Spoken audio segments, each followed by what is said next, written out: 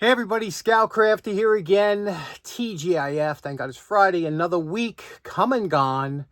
And today we're going to continue on that lamp from Mike and Roger. This beautiful 1920s retro, kind of, I don't know, I wouldn't call it a chandelier. It's kind of a hanging lamp. Just, you wanted to, 98% of you said, go on, we want to see it done. I don't usually like to do multi-part videos. So let's get started right away. We'll see if we can throw something else in there for those of you who might not be into it, but let's get started with that right away. Now, for those of you just tuning in, this is what the lamp looked like when we started. And now this is what we're going to try and finish up with, okay? We want it to come out similar to this, the whole lamp. And we took it all apart, took all the, I ordered sockets. And this is where it gets funny. Of course, you get a, even if you get a free lamp or whatever, and then you start ordering all the parts, you know, you're up to like $50, $60 in parts. But this is where, that's why I was telling you about, you know, being on the fence. But the first thing I want to stress when you're going to deal with something like this, you're going to do a project like this, the first thing you want to do is always wear an N95 mask, okay? I like the ones with the little valves in it that makes it just easier to breathe. It's got a valve that lets the air out of the mask so you're not breathing the same air in. N95, okay? Secondly, new filter on the fan. You know, I use my box fan with a filter and they get dirty fast. So a new filter on the fan, because you don't want to, you're going to be making a lot of dust and you don't know what's on the lamp. So that's always important. Let's get started. Now, to do these uprights, I first go over it with the, I have a soft kind of wire brush that gets rid of a lot of this. And then I scrub it with some Barkeeper's Friend and a stiff nylon brush. And that gets out any other in between. And then it comes out like this. We didn't have to use any polish or anything, but we'll see what we want to do afterwards. So the wire brush first.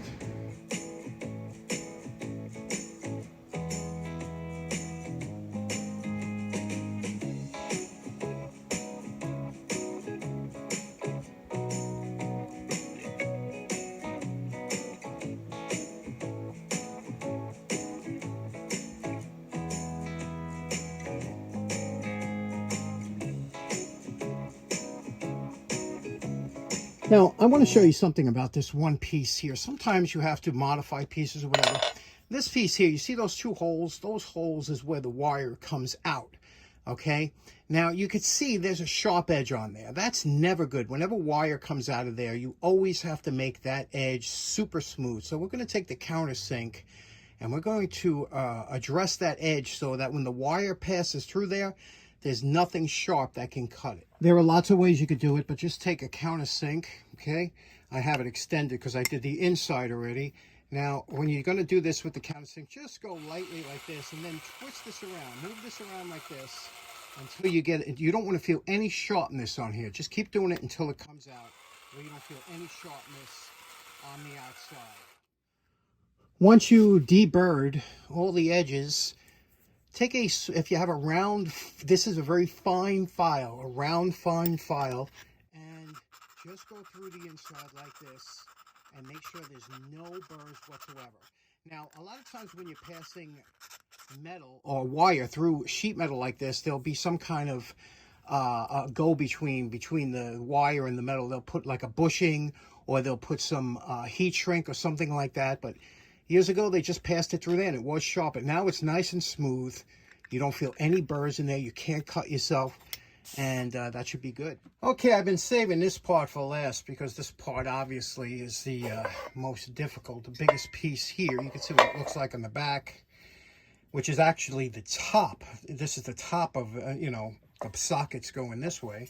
But this is the bottom. The bottom's very ornate. And remember, I was telling you, it's got some kind of gold around here or something. That was the only color that was added to the lamp. Now, what was funny is, you ever see some of these restoration channels, and God bless them, where you see them, they'll take something like this and they do like a restoration, a museum quality rest. You see them with a little pick like this, and then they'll start pulling out all the, you know, and you see them, it takes, they do it in fast speed, but they'll show you, they'll sit here and pull little bits of like dirt off here. We got no time for that. Come on. We strive for the 3-foot rule here, right? The 3-foot rule meaning if it looks good from 3 foot away, you're golden. Nobody's got time. If you do 2 restorations a year, yeah, that's fine. Then you're the guy. But when you're trying to pump out a lot of stuff, you want the quickest way to do it. So you're looking at this, you say, well, how would you go about that? This is how. You get a soft wire cupped brush, and we're going to zip around here and get all of the most of it out. Then we're going to take a fine wire nylon brush, again with that barkeeper's friend, and really scrub and get any of the other stuff in there. But this will get the surface off. Again, it's a soft. You don't want the hard, the twisted one. You want the soft one, and you're going to go very lightly around here. And let's see how that comes out.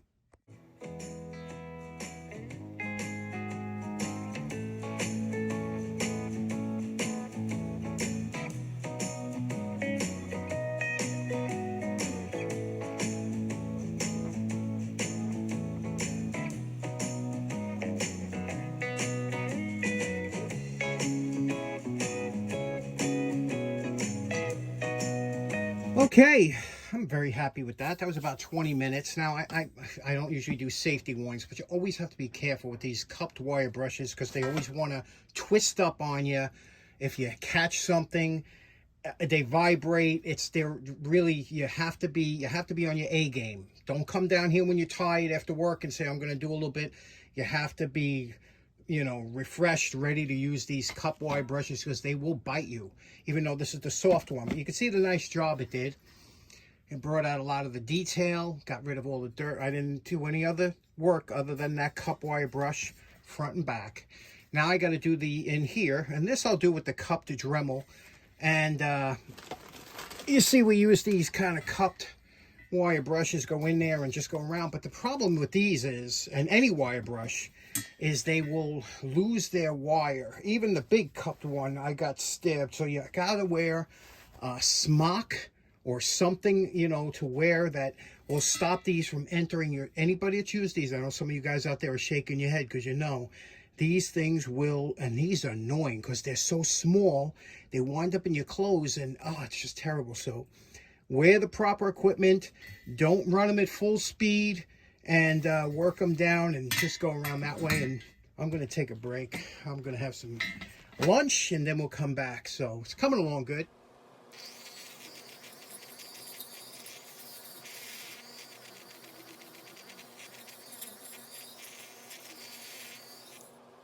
Okay, now once we're at this point, we're going to take some barkeeper's friend, and we're going to sprinkle it over here, dampen it a little bit, and use a stiff brush.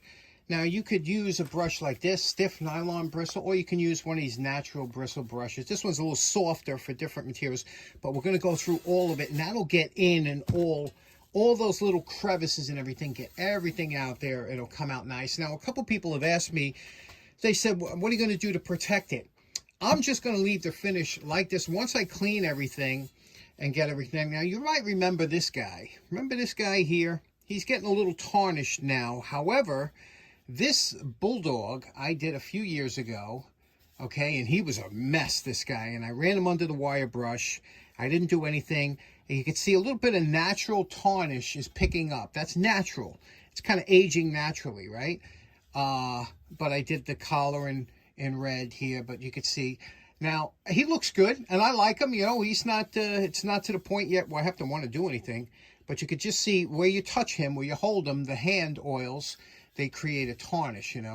So if you wanted, you could go through it, but that was done with just the same way we're doing this, and that's where I kind of learned it from. So waiting on the hardware to come in, and then we'll get to the wiring next time.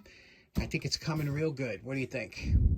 Okay, next up, I didn't wind up taking anything this week from the poor man's flea market. However, there was some good finds, and I wanted to show you. Let me show you some interesting stuff from this week's poor man's flea market.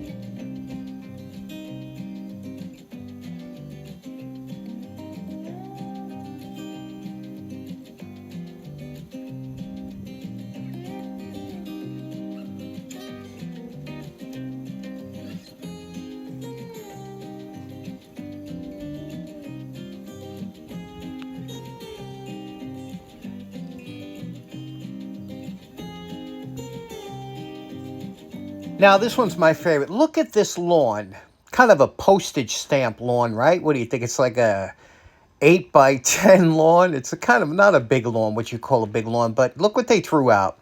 Here's a Black & Decker electric lawnmower in beautiful condition. I mean, it's beautiful. And I wanted so much to take this thing, but I don't, first of all, I don't have a plug outside. And who uses electric when you have gas?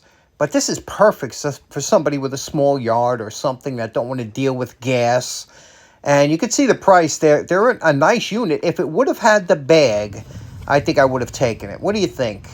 You think this is a nice unit? I mean, I looked at it. It was just, I spun the motor. It spun freely. I said, boy, this thing, look at that. That's a good find on the poor man's flea market. Okay, next up, a lot of people last week enjoyed the gravity hook from Brent Garcia. Let me show you the alternate if you have something that's magnetic or a ferrous that fell and you had to pick it up. Let me show you a retrieving magnet. Okay, this here is known as a retrieving magnet. Typically, they are neodymium magnets that are encapsulated in a steel holder with this one here has a lifting hook on it. This one here is rated for 300 pounds. You can't trust any ratings that come out of China. However, it's a very strong magnet. So strong, in fact, that you have to be very careful because anything you put near this, as you know with these strong magnets, will smack or crush or maybe break this. So I always buy a little bit stronger, and then you cover the magnet with something like a piece of carpet or something. You can put a little, double stick tape here or whatever, and a piece of carpet, and it allows you to take the item off of it easier. But let me show you a couple ways. First of all, it's got that lifting ring. Anytime you have a loop like this, you could just pass it through the hook like this, the loop around the magnet, and now you have a lark's head or clovefish that you can put over here and pull it up or retrieve something if you had to. This thing will lift quite a bit of weight.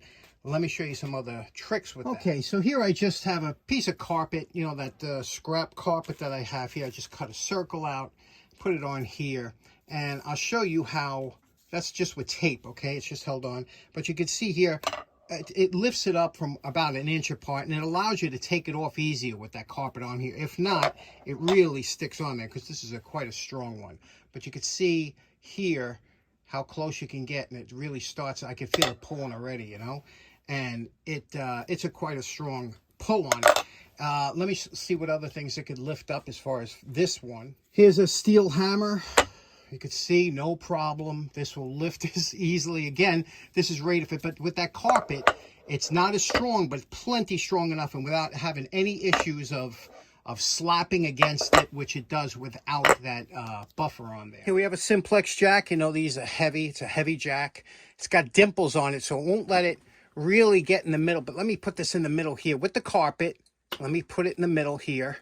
And what do you think? Do you think it'll lift or not?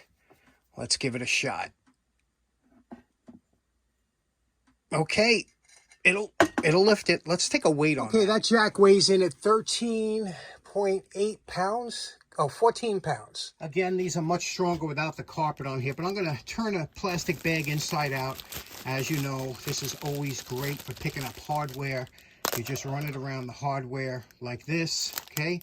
You can do it with nails or anything. You turn your bag inside out. Now with the carpet, you could slide it off. If it was regular, magnet, it might pull the washers through the bag. But that's one way of retrieving metal items. Okay, so in closing, we'll finish up on that lamp. Hopefully coming up soon, an episode or two. But we got to do some wiring. I want to show you the steps of how we get where we're going. But my goal, my ultimate goal, there is a couple of you that thought the lamp was ugly, and I really do want you to see the beauty in it once it's done. It's the FrankenLamp. Well, I really think it'll look good when it's together and back in action. So anyway, thanks so much for tuning in. I hope you have a great weekend. We'll see you again on Monday. Take care now. Bye-bye.